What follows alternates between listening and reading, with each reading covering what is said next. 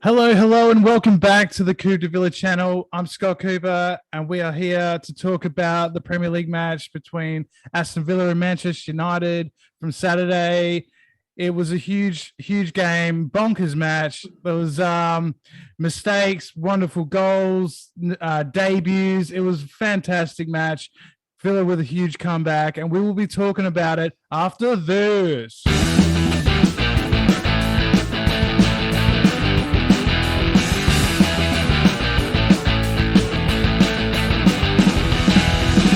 Okay, so we were back at Villa Park, back with the Premier League match. It was Manchester United again, second time in a week, and we went into the game. Noah, John McGinn was suspended. We had Coutinho on the bench, and Coutinho made a start on his debut, and didn't get off to the best start, did we?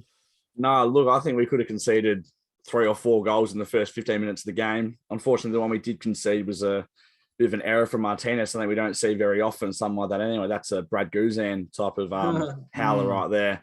But then we grew into the game. I think about the 40th minute, we played very well, and the rest is history. That's it, yeah. Just before halftime, we picked it up. But there was the goal from Fernandez, a mistake by Tommy. We don't see that very often, so we'll let him off and up. But I think he responded well after that and made 3 or 4 really good saves and sort of kept us in the game, really. Yeah, I was going to say, I'm like, don't come to me. I was just... Oh, right, yeah. No, it's all good, it's all good. I mean, Emmy does all the groundwork that, doesn't get noticed. It's not just the saves, it's the leadership from the back and, just kind of starting fast breaks. And, yeah, like I said, really unfortunate. I do love how he was already, whinging, saying he was impeded by Cavani, but then forgetting that the ball was past to Fernandez. So if he's onside, he can do whatever he wants. But, yeah, unlucky, unfortunate, but then again, we can always count on Emmy to save the day. Just a quick segue into something else. So I was hoping you'd come to me first. So tonight I was at Melbourne Beach with the missus, and then we're getting ice cream, and a dad's walking, and I was talking to Loz about Villa, and then anyway, I'm like, oh, Coutinho scored, blah, blah. And a little kid's walking, he's got a kazoo shirt, and I'm like, little Villa boy. I didn't even know this kid. The dad's he's like, yeah, through and through, and I'm like, up the Villa, and this kid's like 5, and he's like, up the Villa. Oh, nice. I was like, oh, so good to see. I said 2-2. We did well. He goes, yeah, we did really well. Coutinho scored. I'm like, this kid knows everything. That's good, mate. Maybe he can be a, future member of our Facebook group, or we can get him involved. He's got to be eligible for Facebook first. I don't know. That's it. Watch this podcast and learn how to swear.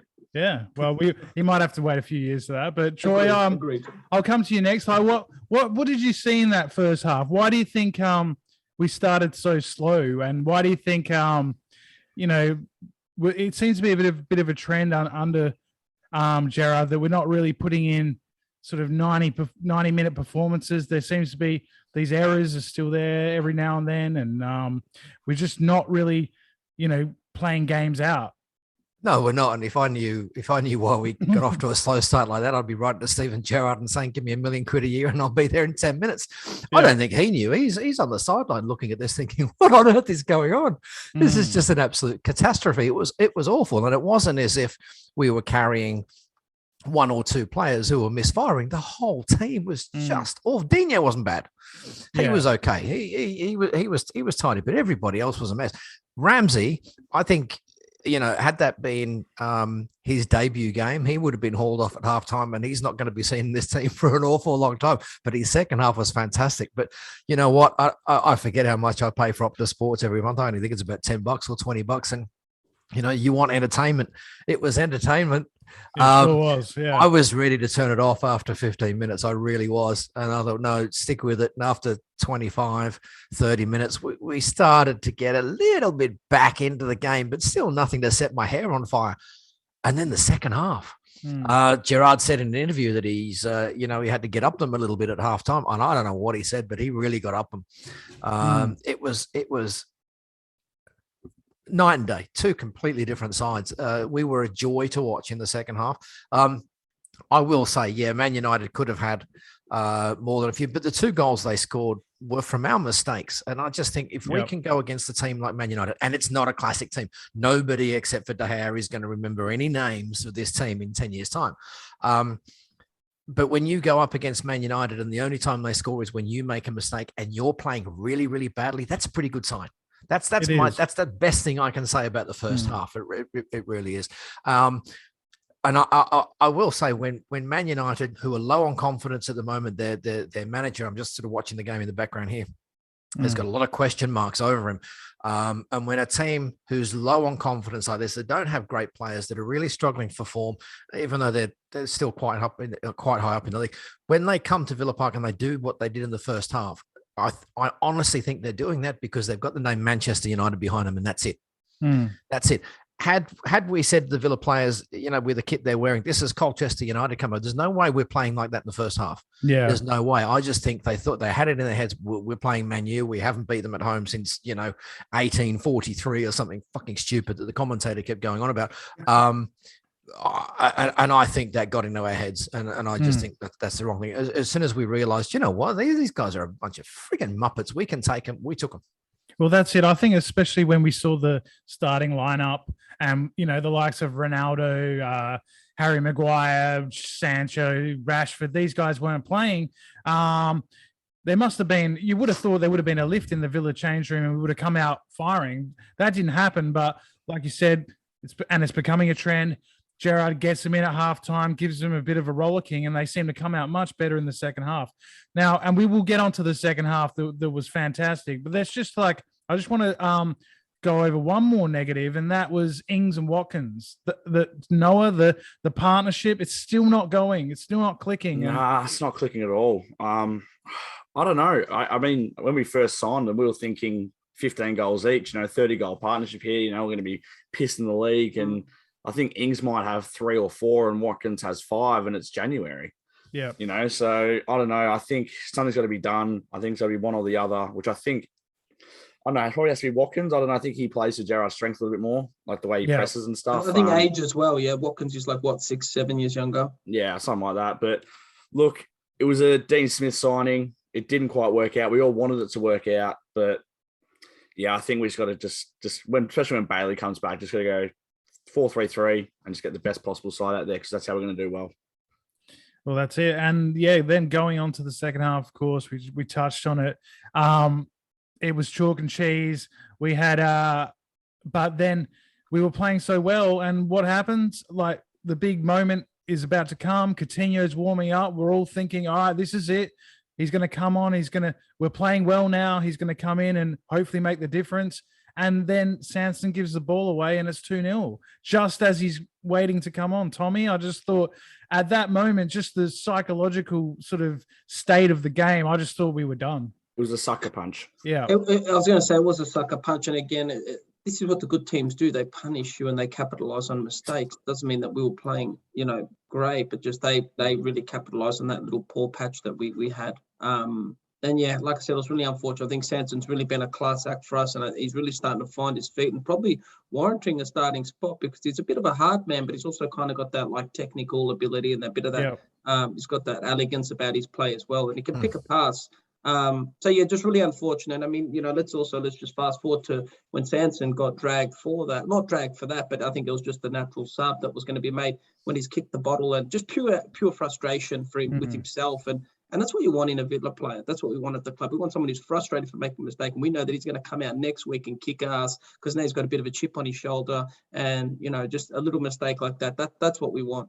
So yeah, it does suck. Like I said, it was an unlucky, pass. I don't think it was one of those back passes and the striker intercepts and, it's a straight goal, still have to do their work, United, and they capitalize. So, it sucks. It does suck, but I don't know whether the ball took a bit of a bobble or he got his studs caught in the ground. But yeah, it was unfortunate. Was he due to be subbed? Was he coming off anyway? No. Apparently Ings was coming off. That's what I thought. Yeah, and I think because we wanted to go more attacking, they took Sanson off. Yeah, because we were 2-0 down. 2-0, so yeah.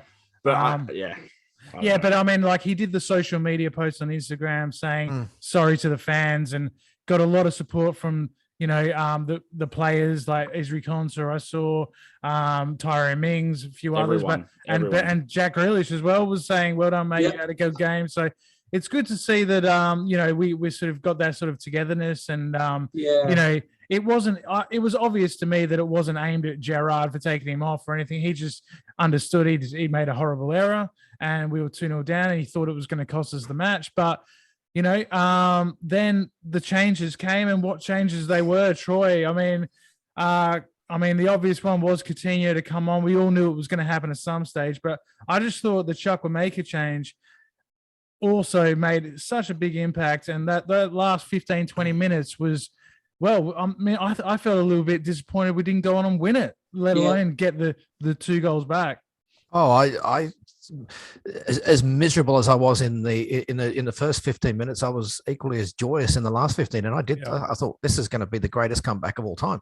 And I did think we deserved the goal. Look, Man United knew what to expect with Coutinho. I'm sure their manager sort of said, look, a lot of people are writing him off as a bit of a has-been, but he's not. Expect a bit of flair, expect a bit of class. But what they didn't expect was Chukwuemeka to come on and beat the absolute out of them. He's a bully boy, but he's got twinkle toes with it, and the kid's got a big future. And really frustrating, and it must be really frustrating for Gerrard and Purslow and everyone at the club that he hasn't signed a new contract. Gerrard's obviously said, look, you can be there. There are a lot of quality players that we have in your spot that we can use, but we'll use you. You prove you're good enough. So Gerrard has said, we will play you. He has said you're good enough. Chukwuemeka has proved he's good enough. What is he waiting for? Who is he thinking that's going to come in that's got more potential than this club right now? I'm confused. That's it. And I don't know. They're just so brave, the young guys like Ramsey and Chukwuemeka. Like, Man United had the lead. They sat back. That's what they do, right? Man United, they've done that under Ollie. Now they still do it under Ragnarok. And we were trying to play around him. They were trying to play around Man United. We were trying to keep the ball and that sort of thing. And then when it got to Ramsey and Chukwuemeka, they were just driving at the centre backs. They were trying to take the ball into gaps that you'd think, well, it's a bit tight in there, but they were getting through because they were being positive. And I think that that's how both goals came, is just through this excessive pressure. Tommy, so. Anyone else you were happy with in the second half? Buendia, I think he's really coming into his own right now. And again, it's a lot of the work that he probably does. Like, he's not stuffing the stat sheet with goals and assists right now, but it's a lot of the build-up play, and it's those passes he can find, and he's kind of starting the play. He's not the one finishing it or getting the assist, but he's always involved somehow. And he's got a bit of CUNT in him as well, and I like that for a little guy with flair. He really goes in and he puts in a shift, and he hustles. So that's what I like about him too. It's not just he's one of those players with flair and then he's just a bit soft off the ball. He really goes in when he can.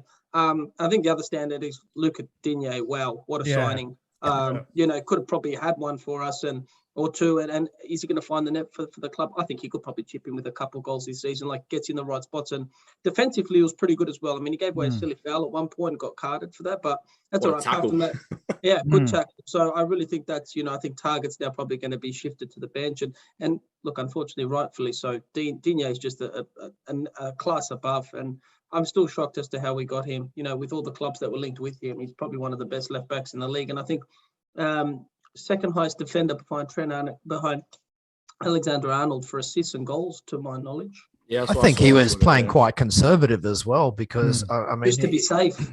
I think so. I don't think he wanted to play silly buggers or do anything that was going to get people to jump on his back. He would have been aware what was being said in social media about him. So I think he was taking it easy. And if that's the case, we've got a hell of a left back on our hands. And I think 28's a good age as well. He's probably got a good 5 to 7 years in him, because they right and left fullbacks can technically go until their mid-30s. And again, it's even if his legs slow down a bit and he's maybe not as much of a wing back, he's got a good left ping on him. So he does. Definitely need him on the pitch. He was cramping at the end of the game because of all the running he was doing. Yeah. Insane. He could have scored with that sort of half volley at the back post.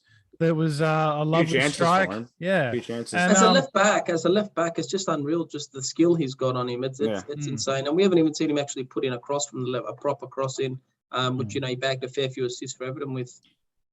But the one debutant that'll get all the headlines is Coutinho, and I mean, what an impact! 20 minutes or so, off the bench, Noah, a goal and an assist, and I mean, do you remember a debutant for Villa having such an impact like that? I can't think of one. Maybe Benteke was the last one. Ali Samatta. Scored against Bournemouth. Wait, Luke Nillis. Yep. This is one of those 1970s. Yeah, that's gonna be a quiz question next week.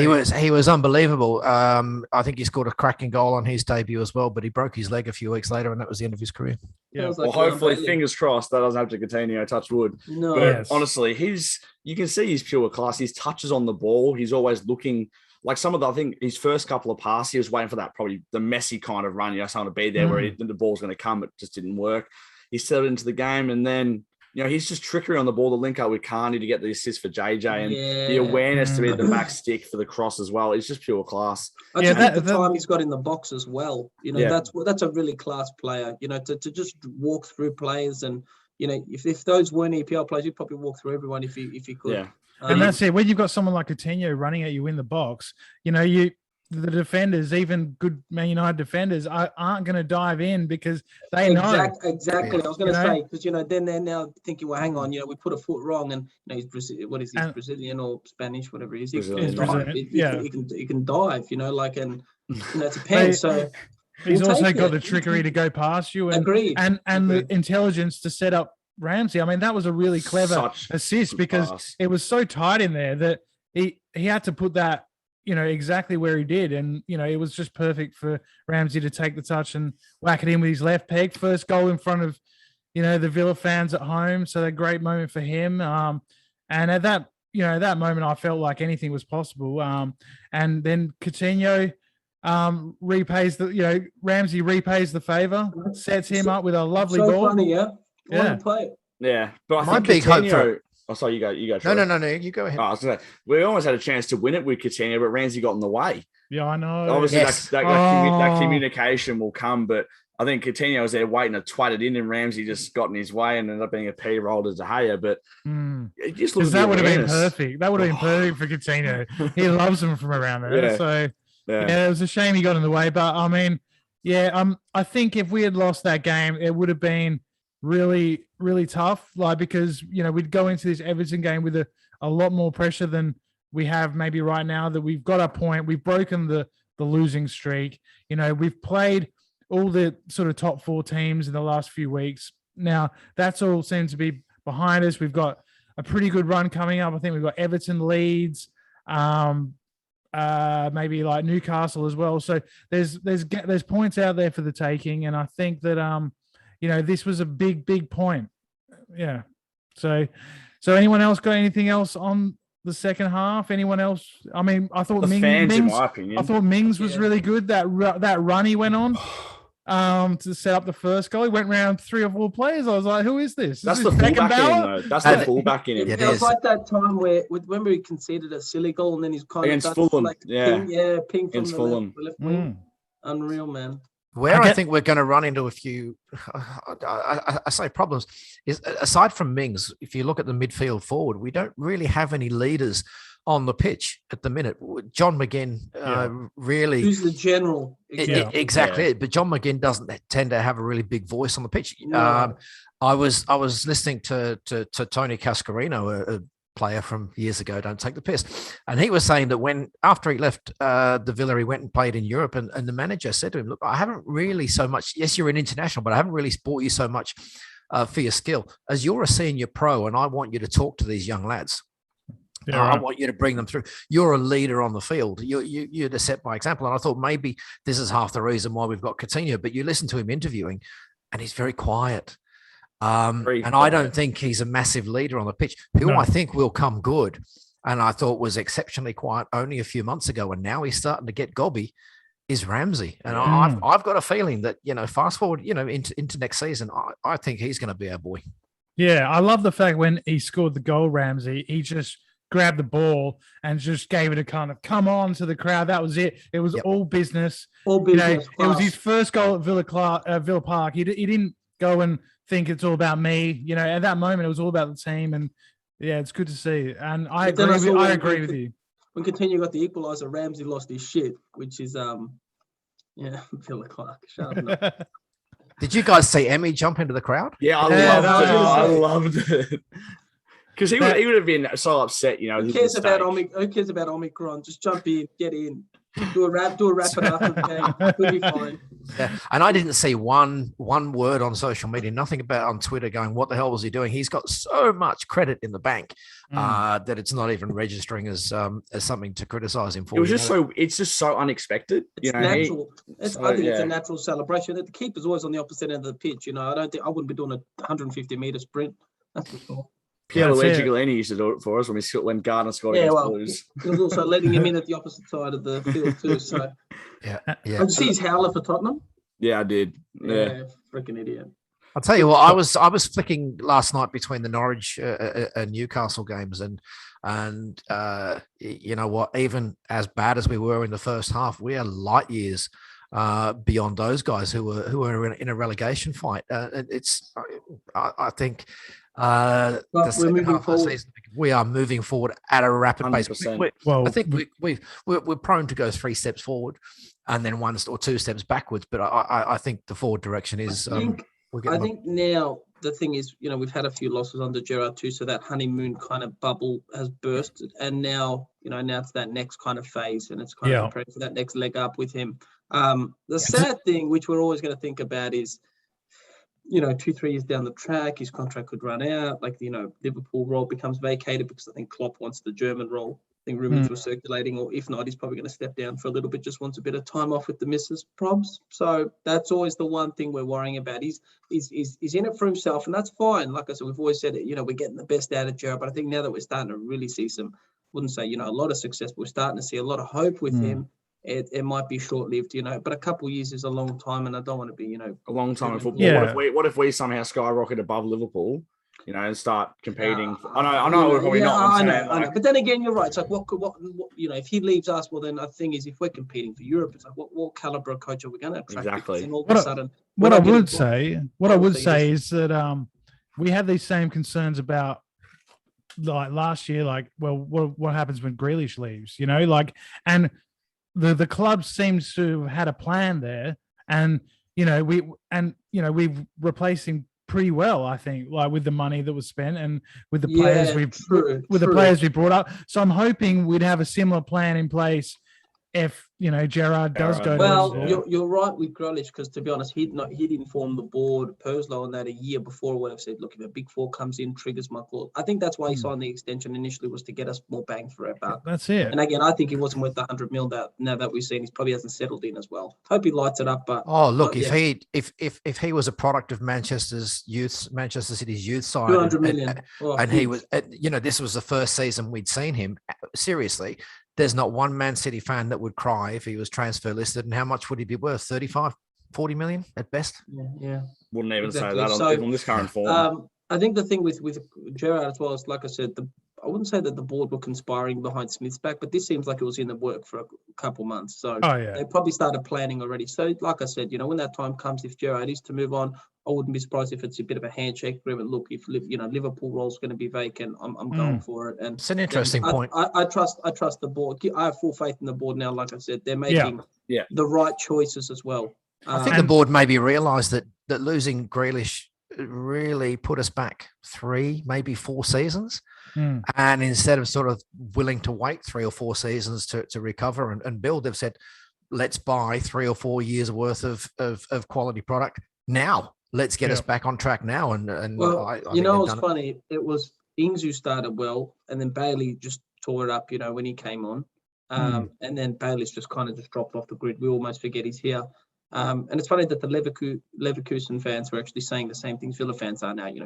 They almost made of glass, unfortunately. So, if only scouts read YouTube forums and comments, they probably realize a lot more from that than their analytics and reports. But I think now Buendia is actually the one that's starting to shine, which is the one that we all had faith in Emmy from day one. We said it's just been tough. We've seen what he can do in the Prem. I mean, all right, you're going to stand out in Norwich, but he's still tearing up good teams to do that. And credit to Dean Smith as well for that, because he was always his number one sort of target. Yep. And it's not easy to sign a player that's literally just got promoted.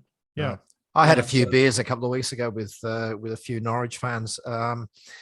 And, I was slagging Pookie. That was like slagging God to them. But I was sort of saying, Buendia is, he's not really all that. And they said, wait, just wait. When he clicks, And you'll see when he clicks, he'll just and you'll see something. You'll see something very, very special. And he's not gonna, like I said, it might not be goals and assists, but he will orchestrate the game. And it may not be 3-2, but he'll definitely always be in line for that one vote. And if he's consistently doing that, then that's very good for us because to outshine our midfield, they're all class. To be honest, right now, you look at Chuck, you still got Nakamba to come back, which we still need that steal in the midfield. There's so much competition, and if you're constantly, you're basically one of the first names on the sheet. Like if Buendia keeps it up like this, he's in front of McGinn for me every day of the week. To be honest. Yeah. And his first option is for a forward pass, a defense shredding pass. And there were a couple of times when our players sort of hanging back, expecting the sideways pass, and he's looking going, "What are you doing? The goal's that way. What are you doing there in that way?" Yeah. And I think when we decide that we're going to be an attacking side and people get onto his wavelength, we're going to be a very special team. I think, to be completely transparent, I think Ings will be the one that just gets dropped. It's just not working, and that's one less player that just isn't gelling. It's almost like your FIFA chemistry. Ings and Watkins are like red -100. It's just not working. So it's one or the other. I think Ings is probably easier to ship right now. He can almost walk into any team, and a lot of teams will take him, especially some of those kind of bottom feeders. Yeah, well, I don't even think we need to shift him. He can play us. He can still play a part, and he can accept the bench role though at like 30 million. Like well, it depends. I mean, if it's a bench role where Ollie's under pressure to perform, do you know what I mean? Like if it's a bench role where if Ollie has 2 or 3 bad games, then Ings gets a chance. That kind of. Yeah, I mean, I still think he'll have a role to play, and I mean, he might not be happy with that, but we'll have sell him to Newcastle for 200 million. That's what I thought. Or straight swap for Mbappe. I was going to come in for him. They're going for every other striker. It upsets me that, like, as much as I love Ings right now, like, look, he's class, he's clinical, but I'd love to see Archer given a go. I would. I saw a stat actually that Archer hasn't played a minute under Gerrard. He played all his minutes under Dean Smith. So Gerrard's looking to loan him out. So I think Gerrard's a bit more. Yeah, he's gone on loan. He has gone. Archer hasn't yet, unless it was just he was on the bench last night. He was on the bench. Yeah. Oh, right. Let's sign quality now. And I understand that, but I said we've got a really good youth system. We were building something good. Very, very good youth system. I'd hate for us to lose Chuck, and I'd hate for a few others, Philogene Badace all of a sudden, to leave because he was kind of in line for that first substitute role. But then I guess when you bring the likes of Coutinho, let's be real. Yeah, I think this is such a good experience for someone like JJ and Chuck Lameka to learn off Steven Gerrard and Felipe Coutinho. It is honestly, they've got to be licking their lips. I mean, even Ramsey said in his post-game press conference, I used to watch this guy. And I used to try and learn off him. Now you can do it. So what's his real name? Like, what's his first name? Because Felipe. It's Felipe, yeah. It's Felipe. They were saying Philip. I know. It was pissing me off. It can't be Philip because there's an additional PE on the end. Yeah, it's Felipe. Yeah. But the commentators are pissing me off. They were saying Philip last night. Yeah, they were. They were saying Philip, and it was annoying me. Okay, well, so I got a few little. We'll just call him Phil. Phil Coutinho. Do you know what I will say is that content, the video that the club put out, the 56 hours, 3 countries video, is one of the best pieces of social media content the club's put out in many years. What is it? Nice. When they knew they were going to sign Coutinho, hadn't announced it yet, but they had a Villa guy in Barcelona. Then he went to France to get his visa, and then came to England. And like his first day, it's like two and a half days of his journey to be a Villa player. Put a link to it in the. It should be. It was on their Facebook. Yeah, they videoed it. It was awesome. Wow. So it's like I'm not sure. I thought you guys would have seen it. I thought I'd send it to you guys, but man. Yeah, it's really, really good. No, I started watching it and then fell asleep. I think. Well, it's going to be interesting to see if we're done in the transfer market. If there's anyone else like Basuma or I think that'll be a Kerr Smith. Yeah, Isn't he's a right back. No, he's a centre back from Sunday, but he's only 17. But I heard he's a freak. Yeah, so is this Josh Feeney by the 16. It doesn't mean they're going to play Premier League at the moment. He's going to play with the under 23. Right. So if you're a freak, who gives a shit? Like, well, I mean, Cons is injured, so that's. He looks very small, very wiry. He looked bad. He looked like a corky, in my opinion, though. He looked like a corky. But he looked in a lot of pain at one point. So hopefully he's a tough unit concert for him to be sore. Like it must be sore. Mings is made of glass. That's a bit different, but Cons is a tough cookie. And then at one point he was like 1-on-1 against Greenwood or something. Yeah, he's like hobbling. Even the Yeah. commentators like, get him off. Yeah. Yeah, we should probably wrap it up. But before we do, what we'll do is we'll do predictions for Everton. And I want not just a score prediction, but a changes and starting lineup prediction. So go Easy. you first, Tommy. Like, what any changes? Like, I mean, Coutinho's Ings? in. Coutinho's in. Coutinho will be in. I think Ings will be dropped. To be honest, I think it'll be something different. But McGinn back in. McGinn in for Ings, and then Coutinho. I don't know. Maybe like it might be for Sanson. Sanson, yeah. Yeah, that sounds about right. I think I'd go with that. I'm gonna go 3-1 to Villa. Digne versus Against his former club, that'll be something. absolutely. Troy? I think it'll be Watkins. It'll just be 2 to Watkins' head. Peach of crosses. Yeah, I can't really disagree with what Tommy said, and I think the big advantage for us. I don't know whether you guys saw at the end of the Everton game, out came the bed sheets. Benitez, get out of our club. Yes. And I think not only is that on the back of them losing, I think it's on the back of what Digne tweeted, and everybody knows what it was about. Whether you agree whether it was professional or not, it was very, very funny. And I think that piles the pressure on Benitez. What did he put? He said like a lot of stuff happening behind the club that I can't control. I always gave my best for it. Pretty much Benitez. That's what I said. I said, why would he be dropped? He was tearing. He was out for 6 weeks. He hasn't played in 6 weeks. Yeah, that's what I'm saying. So he was indicating that it was something to do with stats. Now, whether Benitez was sort of saying your stats aren't good enough, and he's like, well, let's ignore the stats. Let's have a look at what I'm actually doing on the pitch. Yeah. And also like what he's surrounded by. I mean, look at the players he's surrounded with at Villa. First game, of course, he's going to want to impress, but they're looking for him on the left. Cash is a great wing back as well, but we're looking for Digne because we know that Cash, as good as Cash is, we know Digne is that next level above, and that statistically you should be playing to him. Yeah, that's it. Yeah. So I'd be surprised if he was actually the manager come Saturday night. I'm praying he is for one more game because it's a good time to play. I don't want new managers. No, I don't want new manager bounce. So I think it's a good time to play Everton. Yeah, I was told when he went to Scottie, when he went to the job at Villa, he apparently walked in and during the interview process, he got halfway through and he said, look, this is after Martin O'Neill left. And he said, I want complete control of everything. How much we spend, who we spend it on. I'm the first person you ask, I'm the last person you ask. And after Lerner got bitten by... too much control. Yeah, after Lerner got bitten by Mon, he's like, interview's over, thanks for coming. And I think he's got that same attitude at Everton and it's not working. And he's like, well, no. I think the game's evolved beyond Benitez. You see some of these monolithic managers like, Fat Sam Allardyce, as good as he was back then, no one wants the Band-Aid solution. No one wants to play hoofball anymore. That's right. Exactly. That's right. So Noah, what was your prediction? So I'm going to have a couple of changes. I don't think Conser will be fit if it looked pretty bad. So that's a good one. That's a good one. Noah. I think Horse will come in. So it'll be Emmy, Cash, Mings, Horse, Digne, and then it'll be McGinn, Ramsey, Douglas Luiz, and it will be Buendia, Watkins, and Coutinho. Coutinho on the left. I like that. Hey, what? You just named 12 players, I think. No, I didn't. You just did 4-4-3, didn't you? No, 4-3-3. 4-3-3. I thought. Who did you say in midfield? Luiz, McGinn, and Ramsey. So Sanson for McGinn in the midfield. Yeah, Coutinho left wing, but left wing. Sorry. Right. I'll pay. And I'll say 3-0. I was going to say 3-0 as well. I think Digne's going to score. I think he was bagging a free kick. I think he's almost got that. He's got that. You want to do it against your old club as well. Because if there was stuff going on behind closed doors, you'd be like, well, scored against you. And a clean sheet for Villa. How's that for stats? Exactly. Take that for data. All right. Well, thanks everyone for watching again. Please like and subscribe. And Coxie, you're not here, but you're here in spirit. Not that he's dead. We love you, Coxie. We love you. We love Coxie.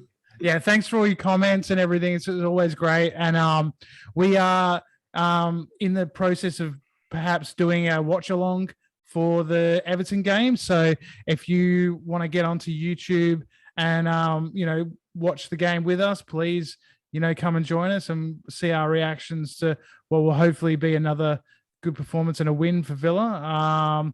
It's been it was a great game, absolutely bonkers, good for the neutrals, and it was a fantastic comeback. So hopefully we've got some good, more positive result when we come back for the Everton game.